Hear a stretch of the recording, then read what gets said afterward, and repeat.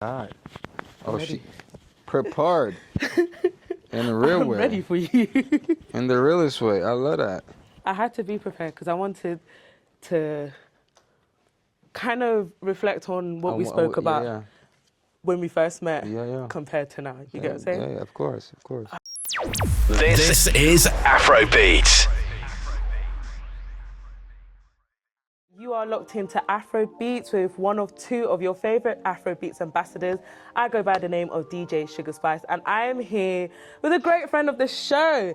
This guy has been booked and busy. Honestly, he's been moving on a global aspect. You guys, I'm here with the one and only Gene Frida. Thank you for having me. How are you? I'm good. A little tired, but it's the life we chose. It's been a while since we've seen each other. That's damn right. Thank you for having me. Oh, and thank always, you for pulling up. Always. Now, since we last saw each other, you've been booked and busy. I've been at it. Like, for sure. Last time you came to London, you did Lafayette. That was 10 out of 10. Yeah. Now you're back. Yeah. At Islington tomorrow. Yeah. London. This is one of my favorite cities. I keep telling people that not only do y'all support me and stream me, I think it's like second or third most streamed city, but I love the energy in the city, so I'm always happy to come back. I love it. So you said you're doing Islington. It's Yeah. bigger. Yeah. Oh yeah. What can we expect? Bigger sound, bigger energy, a lot of hips thrusting. Not the hip thrusting. a pelvic floor. He said the pelvic exercises. It's going. 100%. We're gonna be locked in. We're gonna be locked 100%. in. So it's the day before your show now. Yes. Where is your head at right now? I know you said you're tired, but let's put tired aside. Right. Where are you That's right just now? given, coming with the nature of this industry. But I'm just, I'm excited more than anything, anxious, because, when you have that little anxiety, it means that you still love it, right? In a certain way. So right now it's just, fine tuning everything, the structure of the show, how it's gonna look, feel, arrangements, band stuff. So I pulled a lot of things last minute. So yeah, I'm just trying to make it feel like a moment for sure. So even bringing in vinyls from the 80s from Cape Verde and all that stuff. I think that's in all the time that I have been a part of this industry, even as a DJ, even as a presenter, I've seen artists sell vinyls. Yeah. I have never seen anyone bring it. Yeah. Oh yeah, we're bringing it for 40, 30 minute set before I get on, and I flew my boys out. They're coming out, and they're bringing that heat. So it's gonna be different. It's gonna be because it's usually every show I usually have an Afrobeat playlist and things of that nature. This time I want to switch it up for London. What made you come to that decision to do that? You know what? The homie who's actually pulling up to do this, the vinyl listening, he's from Rotterdam and he's Cape Verdean. And I'm like, yo, bro, he's like, let me host you in Rotterdam. Let's do a show in Rotterdam. I'm like, yeah, cool. Let's. And he sold it out in a week. And I'm like, yo, you know what? Bring this energy to London. And he's doing it. He's hopping on a plane and getting here at midday. So it's up. Yeah. I love that. I love that. It's gonna be great. It's gonna be good vibes. I just want to say, your latest album. Can you say it for me? Casa Miramar. Casa Miramar. What does it mean? For the people that are just tuning in, what does it mean? Well, it's a long history with the name because it's my grandfather's actual store. He's one of the first merchants on the island where I'm from in Cape Verde who was exporting goods from Portugal at the time. So my grandfather was one of the first to actually have basic necessities like just the really basic necessities. And, at the time he named his store in the center of the city, Casa Miramar, and that means house with an ocean view. Okay. Meaning from his terrace you could see another island across, and you have this beautiful ocean view. And it's still there. He passed away many years ago. But the name of my mom lives back home, and has a restaurant 25 years on the island. So she's been there, and she has the house, and you can see the ocean view from his place. And now my mom's like, hey, but do you know what the mean? Because Casa Miramar means house with an ocean view. So that's what I thought. He named it because of that. Okay. And then he was like, my mom was like, do you actually know the meaning of the name of the store? I'm like, house with an ocean view. And she's like, no, your grandfather's name is Marcelino and your grandmother's name is Mira Mar. So it was an acronym. It was literally, because Marcelino means M-A-R, and my grandmother's Palmira, and Mira was from her name, so they joined it and they put that, and it happened to be that it's a house with an ocean view. That is so And that's my mom roasted me the other day. She's like, do you even know? Because you know she's getting feedback, like, and she's like, do you actually know what's going on here? I'm like, it's a house with the ocean. She's like, no. She had to get you locked in. Yeah, and I'm like, damn. And you know, the sentiment of the album is that it's island time for me. It's where I go back home to find tranquility, because you know the West is wild. You know, we have the fast pace of life. So the album was centered around what it felt like for me when I go back home. So I took that. I like that. Yeah, that energy. So yeah, that's where Casamigos Mark comes from. I have a quote. This is from Native Mag. You did an interview with them. They said, June Freedom is at peace and he wants you to feel it too through his new album. So I want to ask you, what does peace mean to you and how have you shown it throughout your album? Serenity, peace. I mean, to me these days is just, I think it's family, friends, and people that keep me grounded in a world that's just so hectic and always ever moving, and you meeting new people every day. And I feel like my friends and family keep me at peace and grounded in that way. So yeah, solitude and peace is very important for me. I really like that. The last time that we spoke, you touched on family a lot, and I really feel like you really hold on to that. Yeah. Oh yeah. One thing that you did mention is that we're getting a live band tomorrow as well. 100%, and they are my family too. So yeah. Family. The drummer's been rocking me since my first European tour. We did the first round, and he's back at it with me again. And you know, the guitar players from Cape Verde, very much familiar with the sounds from back home. So I love that. It's amazing. It's crazy. I'm excited. I'm excited for you to feel it too. I can't wait. I don't think you understand. When I missed out on the Lafayette show. Yeah. So when I went back on YouTube and I was seeing everything, I was seeing the clips, I was like, oh, this is what I missed out on. Yeah. But you do have to forgive me, because I did say this was the first time that I've actually tuned into you. And since then, 100%. I've been really locked in. I've been locked in. She claims, fam. I want to see. Nah.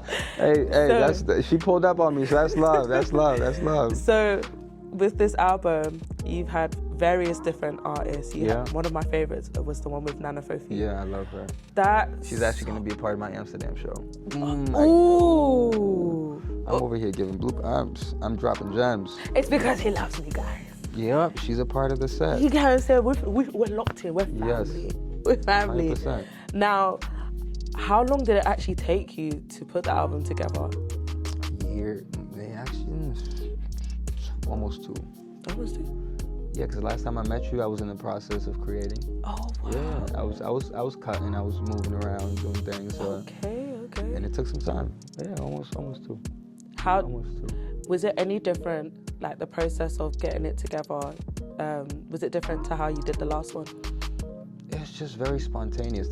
I did a camp in Rotterdam, started it there, then I started moving around and went back home, got some inspo. Fell back from it. Was like, all right, let me see what a bird's eye view. It feels like this. I need to switch it up. So it just took time, and for me, it always takes time. I have so many songs that will never see the daylight. Don't say that. Don't say that. I need you to drop, like, you know, like what Kendrick did with the Untitled album. Do something like that. Yeah, or Prince. Prince would drop a bunch of right. Just random. See, we just dropping ideas. Come on now. I mean, listen, it might happen. We might pop out with something. It might. I might try and. I mean, Suga and Spice. She nice. Might be something that. Might have to. Suga and Spice. So, album was dropped last year during the summer, and you was actually booked and busy. But I would say last year was a bit more quieter than 2024. Yeah. Was that intentional? Of course, because it was mode for me. It's either be on the road plenty or decompress and focus on making the music.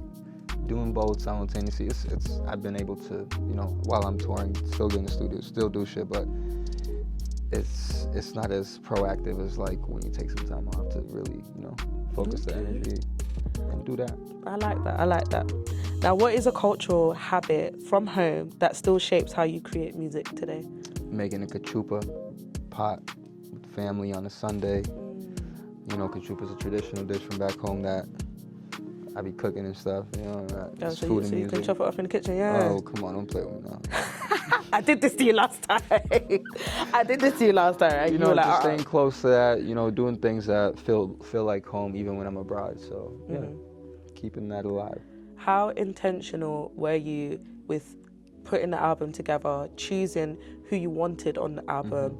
How was it like saying, okay, this person, this person, this person, this person, and then getting that okay, that yes?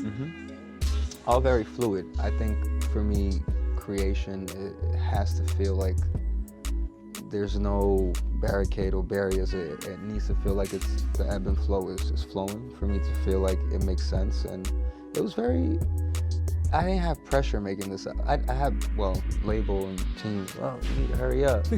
True. But I was very much keen on making sure that it felt real, to me, honest, and things that I wanted to take time with, I did. And that's why it took a long time. But the process this time was much more intentional and fluid, because my first album and second one was more like, I need output. Okay. Especially in the world that everything's happening, like I needed to put a lot of music out, I felt like, which was also intentional, but this time around I took my time with it and really carved it out. As you carved should. it out, for sure. Do you have a favorite song on the album? Come on, don't do that to me. The whole tape, top to bottom, it's the flow and how it feels. Like you put the first one to the last one. Yeah, it flows. It flows. It's like you're telling the story. Yeah, it's in my music. You could play it in a coffee shop. You can play it. It's passive. It's not like it doesn't scream. You know what I'm saying? It's like a chill. There's records that feel energetic too, that you can, you know, the pelvis. Pelvic movement. Yeah, you know, you could move, but I feel like I don't want to. It's not braggadocious. It's just much more feeling than anything for me. So in 10, 15 years you play this album, it's gonna still feel good. Timeless. I hope. I feel like it definitely gives a timeless vibe to it, because I appreciate that. we're in 2026 now. Yeah. It released last year and it still feels fresh. Yeah. It still feels like if I played it to if I played it to one of my friends, like even one of my friends is coming with me, she's never heard your music before, and I told her, don't listen to the music, just come to the show. That's amazing. I love that you do that. Yeah. I want that. I would prefer someone come and not know my music and then feel the vibe from there. Feel the vibe and then go. I wish I had that, but again, you introduced me. I was lucky enough to actually be introduced by yourself. Yeah. So since then, like I said, I've been locked in. So I love that. I want to kind of throw it back to 2025. Obviously, you were still booked and busy, and you were doing festivals. Yeah. Mm-hmm. You did Afro Nation. I did. Main stage, mind you. Yeah. What was that like? It was just energy. Like, people were there for African music. It's Afro Nation, so it felt like home. People were there for the vibes, and it was great. I mean, Afro Nation's Afro Nation. This is the hub for all the African music all over, and it was just another day for me. But I felt the energy. It was amazing. There was a part in your performance where you were playing the ferrinho. Is that what it's called? Maybe you'll see it tomorrow. Maybe you won't. I don't know. Oh, because when I saw that, I was like, oh, okay. It's an instrument from a genre we call funana, which is it's a metal rod, and we use a butter knife. Okay. So it was an actual butter knife. Yeah, it's a butter I wasn't knife. imagining things. Because I was watching the clip. I was like, surely not. That's not a butter knife, sir. It was a butter knife. I have to find, matter of fact, I got to find a butter knife somewhere in somebody's kitchen tomorrow. Wait. They're going to be on to you. Somebody got to give me a butter knife tomorrow. I got to find some. What was that like? Because it felt like, watching it, it felt like, you know, the music kind of encapsulated you. What was it like? That was the highlight. Everyone kept talking about that moment at Afro Nation. Yeah. It even went viral back home. Everyone was like, yo, it was energetic. It was very hot. It felt warm. Yeah. Even the people. It felt very natural, obviously, given your background and how you've been coming up with, you know, the live band, Mom's Restaurant, and how you've been performing since young as well. So it really gave natural. This is you. This is who you are. I wanted to ask as well, you know, doing festivals, obviously, you're sharing the stage with like big names and different people, and then you've got an audience coming from pretty much all over the world. what's it like trying to capture a crowd that didn't come just for you and then holding them? I feel like my career as of late, you know, when I'm touring, people come out for me, but a lot of like, you know, since I'm doing well streaming and they put me in these festivals and things, it's been a lot of that. People that don't know my music I get to perform in front of them, and it's been the conversion of turning them into, you know, actual listeners and fans because they all enjoy it. I've had many DMs like that was Crazy. That was crazy. That was amazing. and you just, you know, I became a fan since I saw you live without even knowing your music. So thank you for telling your friend to come without listening to that. Oh yeah. I can't wait to see her reaction, honestly, because I get to hear your music for the first time live. Right. My friend's gonna hear it for the first time ever. Yeah. So it kind of. I love those experiences too. When I go to concerts and I don't know the artist, or because I'm a listener first. I'm a geek to listen to new music that I've never heard before. So I like when I have those experiences. I'm like, that was really dope. I don't know who this person was from a hole in the wall. Mm-hmm. So I enjoy that. I love that. Now you also did Juicebox Festival at Netherlands, No Hype Festival, and then you did Rotterdam as well. Yeah. Can you tell me what would be the biggest difference between performing at a festival and then performing in a venue? Venues are cozier, obviously, because it's more intimate. And I was just talking to my friend because he's doing he's setting up a whole tour for a couple of, you know, really big artists, and he's like, man, these shows are so big that there's a certain disconnect because, you know, it's so wide. It's just people there, but like the intimacy there's lack of. And I'm like, man, even in these big ass venues or festivals that I get, I try to bring them in that same intimate way where the room might be smaller or things of that nature. But I always think, you know, I like smaller venues. It's so cozy and we sweat and people are there for the music and that communal and that real energy. So like I can't wait for tomorrow. I mean, it's a big venue, but it's still gonna feel cozy. How does it feel going from Lafayette to Islington Assembly Hall? It's gonna be amazing. I was just there to see the venue. I thought it was gonna be, you know, much bigger than I went there. I'm like, this is pretty cozy still. Even though, you know, it's a 1,000-cap room. It's like I'm excited to see, you know, the energy in there and what we're gonna stir up. It's going really well, and I can't wait. It's still gonna feel very, very intimate though. Good. I need that. I could promise you that. I need that. Yeah.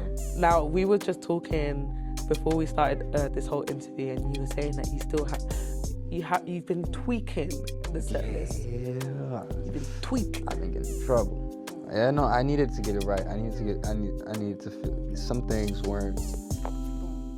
I mean, I didn't get to rehearse as much as I should have because I was moving around doing other things, and different things came up, so I didn't have the time, or even some of the musicians were moving around too. So that's why I had to tighten it up last minute. I was like, yeah, figure it out. But we did. It's more than on point right now. But it's, you know. That's good. I trust you. I'm very meticulous about that kind of stuff because I want the experience to be the experience. Because we're never gonna do that again. You know, we're never gonna be in the same room, the same energy, feeling that same thing again. So I just want to make sure, you know, the set list it's gonna be done once. You know, I want to make sure that's right. So, yeah. How important is it to like have that sense of control? Not even sense of control, just to have that control over your creativity and what you want to put out to the world, not just in your music, not just in the art, but how you perform, and, you know, even just like, you know, backdrops and getting people involved. All of that's so imperative. My screen, you know, I mean, I worked on my life for this. I feel like these moments is why, you know, we travel, we're tired, and putting it all together. This is why I love it. I mean, I grew up 10 years old singing in my mom's restaurant with the live band since I was yay high, so it's a joy for me to see that come to life, and all those nuances that have to happen before we get up there it's a hassle, but it's 100%, million% worth it when we're rocking out.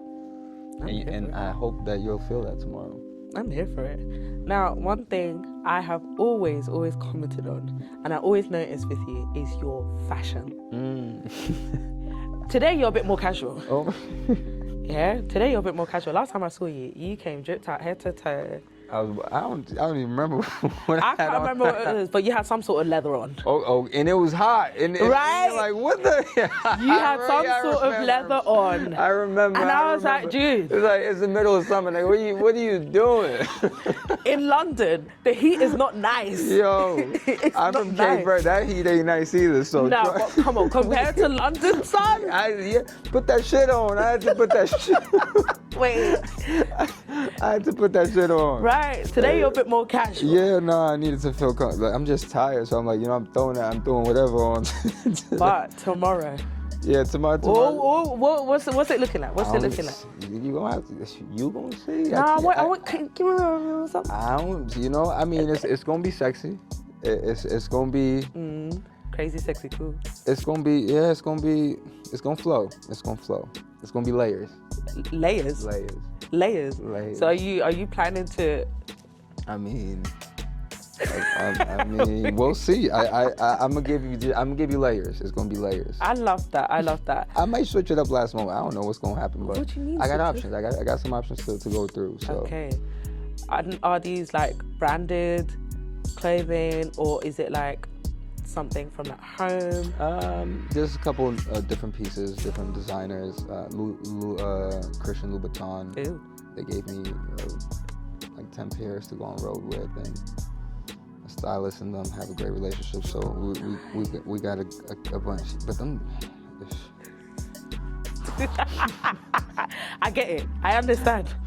I feel you. It ain't the easiest. It's not. Hey. And you really, like, your outfits really are not outgoing, but I can't see anyone else wearing the outfits but you. Oh, okay. I mean, It's uniquely you. So how important is it for fashion to represent you and represent your music at the same I time? feel like fashion's, it's freedom of expression. I think we should always. I'm not like, I don't have one specific thing. I'm like, oh, this is my vibe. I like to put that shit on. I like to put different things on, like, casual, and then we go to the extremes with leather pants. And I mean, I think for me, and I don't think just brands. I like to do a lot of thrifting as well, finding pieces that are like unique and. You'll never see them again. Yeah, like one-off pieces that you can't go to the store and find and shit. So I'm always like trying to put things together that don't even make sense. I'm waking up feeling a certain way. I'm putting that shit on. That's it. 100%. That's it. You gotta do what you gotta do. Now we are actually coming to the end of the interview, but I still have a couple more questions. Okay. All right. If your album was a color, what would it be? Is that? Yeah. It's probably done by now. I only had 13 minutes, so that's good. If my album was a color. And why that color? Warm. I think it would be an orange or gold, orange, yellow. Just it feels like summer in the winter. It does. It feels like June. This guy thinks he's slick. This guy That thinks was he's so slick. corny. That was so cliche. I mean, for real though, it really do feel like. It does. It does feel like. It does. It does feel like a summer album, right? It does. It came out in the summer. It did. So you know what I'm saying? It makes sense. It does. The orange. I can't say purple, blue, because That kind of gives a bit more. moody or even winter. Oh my gosh, there's one song that you have on the album. That feels like that. Yes. Was it Dorama? I need my phone. Girls Like Sade. Yeah. I think it's. Girls Like Sade with Nana Fufi, maybe. No. It wasn't that one. No. There's one song and you're like. You're singing. Is it chill? Yeah, it's very chilled. Different languages as well. Okay. I can't remember the name of it because I've been listening. Thank you. I mean, listen. Tomorrow you gotta let me know which one that is, because there is songs that do feel a bit more, R&B, more bluesy, like Dorama. I think Options as well has that, monotone. I mean, yes, it feels like fall. It's like a mixture. Yeah. It's like a mixture. I mean, the tape feels. I think it's well balanced. It's definitely well I balanced. think it's well balanced. I like the way you started it. I like the journey that you took us on as well. Like it's very, like, it's not one of them ones where you could skip. You just let it flow. Yeah, it is a flowing album. Just let it flow. And that was very intentional for it to feel that way. Is there a version of yourself that you're leaving behind after Casa Miramar?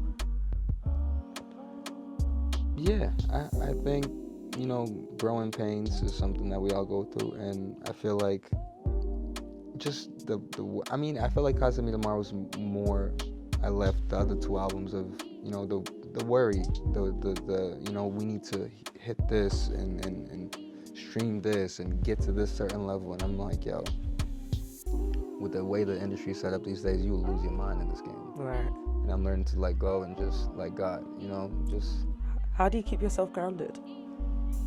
Friends and real folks that understand that this is just a journey, and, you know, I'm serving others, like, you know, because this industry can be self-serving for us, and in the pursuit of success and riches and the whole thing that exists with this industry. I feel like when I get anxious or things like that, it's just because I'm worried about me.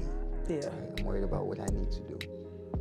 And when and even my mom, like, just try to do more for others, and you see how the anxiety just strips away. It just goes. And you feel better about yourself, right? Like, Yeah. So I've been in that mindset lately, just trying to.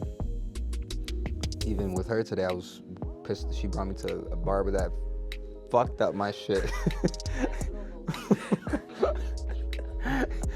And I was going off, and I'm just like, you know what? I was like, I'm sorry for being so, like, you know what I'm saying? I was, you know, because life is life, and she saw 5 stars on this guy's review, and it wasn't her fault. And I'm like, but I felt this energy when I walked down. I'm like, he ain't the one. She's like, she's 5-star review. I'm like, he ain't the one.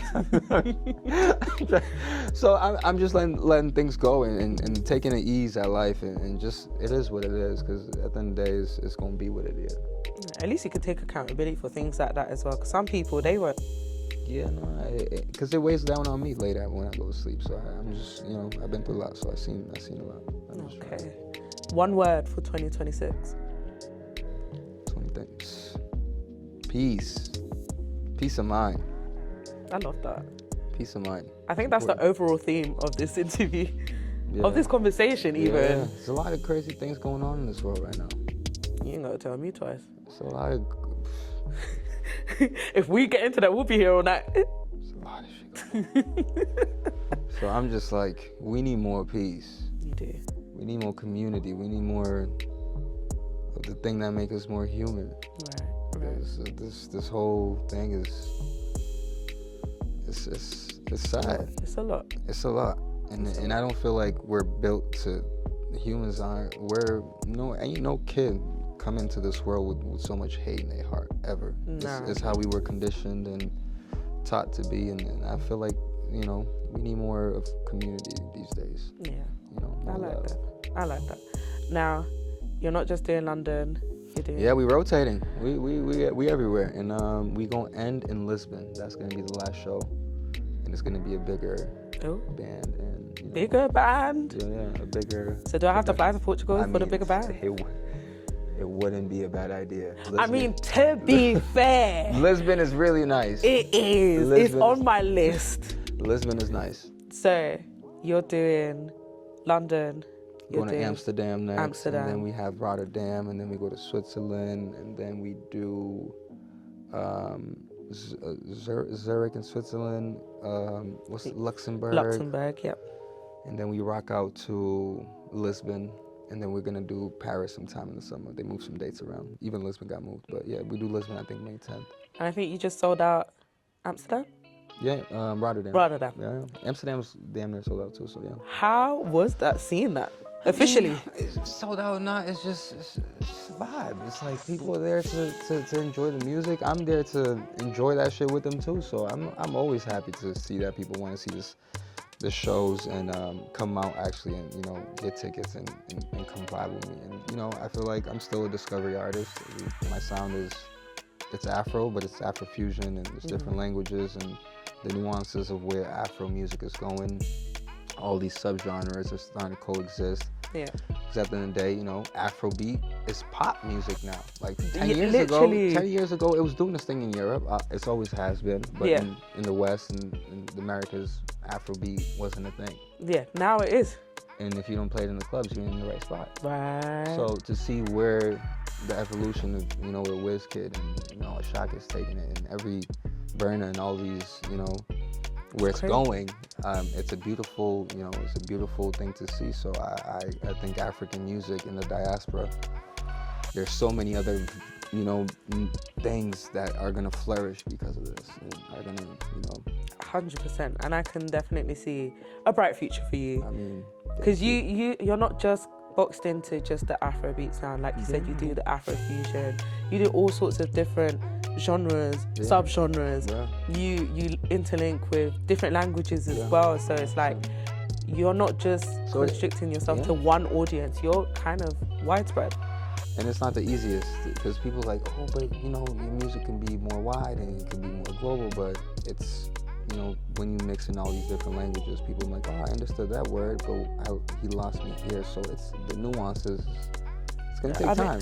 I was like that, but I still like. You still vibing with it? Yeah, because I mean, to be fair, as an Afrobeats ambassador, I'm Congolese, right? Yeah. So even the Nigerian music that I'm listening to, I don't understand half of the ish that they're saying. Yeah. But I'm still vibing because it's like, I still feel the music. I'm just like, I can still connect with it because this is part of my culture. This is part of what I like, and you know. It's African music. It's the rhythm, you know, because languages and tempos and BPMs change. You can still feel the roots of the Afro in it, whether it be fusion, beat, world.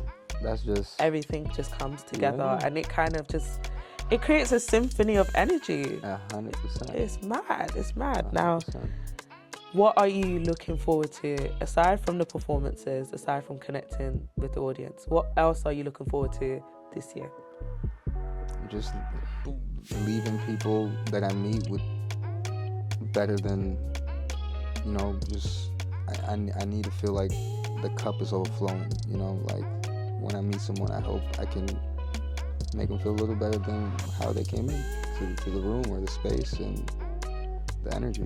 So I think just this year it is about connecting, it is about community, and it's just bringing peace to people, man.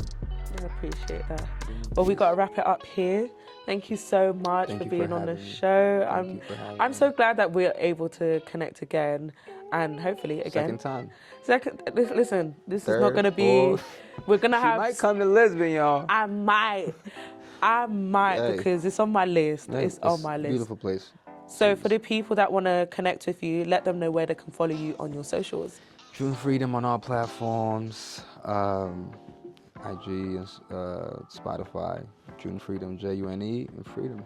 All right. So I'm your girl, DJ Suga Spixe. Thank you for having me. And that's a wrap. Sugar and Spice. Tonight.